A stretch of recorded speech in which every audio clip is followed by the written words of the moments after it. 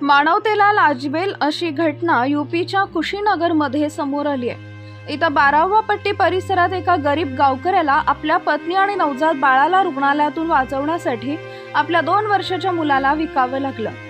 चॅनलवरती नवीन असाल तर मराठी न्यूजला जरूर सबस्क्राइब करा। परिसरातील खासगी रुग्णालयात नॉर्मल प्रसूती झाल्यानंतर ऑपरेटरने 4000 रुपये मागितले। तसेच पैसे न मिळाल्याने आई आणि नवजात बाळाला ओलीस ठेवले। आपल्या नवजात मुलाला आणि पत्नीला रुग्णालयातून सोडवण्यासाठी असहाय्य बापानं आपल्या 2 वर्षाच्या मुलाला विकले। घरी पोहोचल्यानंतर पत्नीने मुलाचा शोध सुरू केला तेव्हा पतीचे डोळे भरून आले आणि त्यानं तिला सर्व प्रकार सांगितला।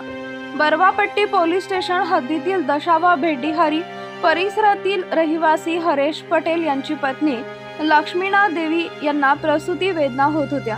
हरेश तिला गावातील एका खासगी रुग्णालयात घेऊन गेला। तिथं तिची नॉर्मल प्रसूती झाली। सायंकाळी रुग्णालय चालकाने 4000 रुपयांची मागणी केली। पैसे न दिल्याने आई आणि नवजात बाळाला ओलीस ठेवले। दरम्यान आर्थिक कोंडीत सापडलेल्या हरेशने एका महिलेला भेटून तिच्या 5व्या मुलाला विकण्यास सांगितले। त्या बदल्यात 20000 रुपये देणार असल्याचे सांगितले। रात्रभर त्रासलेल्या हरेशने आपल्या 2 वर्षाच्या मुलाला सकाळी 20000 रुपयांना विकले। रुग्णालयात 4000 रुपये भरल्यानंतर पत्नी आणि नवजात बाळाला घरी घेऊन गेले। लहान मूल घरी न दिसल्याने लक्ष्मींना काळजी वाटू लागली। यानंतर नरेशने असहाय्यतेची व्यथा लक्ष्मींसोबत शेअर केली। खरेदी विक्रीचे प्रकरण प्रसिद्ध होऊ नये यासाठी व्यवहार करणाऱ्यांनी स्टॅम्प पेपरवर हरेश पटेल यांच्या सह्या करून घेतल्या। तसेच कोणी विचारले तर तुम्ही मूल दत्तक घेतलाय एवढंच सांगा असे निर्देश दिले। मुलाला विकल्याची बातमी गावात पसरताच एका हवालदार दुचाकीवरून हरेशच्या घरी पोहोचला।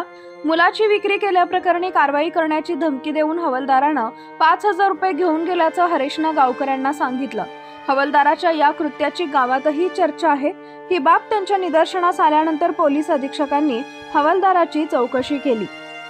मुलाची विक्री झाल्याची माहिती मिळताच डीएम उमेश मिश्रा आणि पोलीस अधीक्षक संतोष कुमार मिश्रा घटनास्थळी पोहोचले।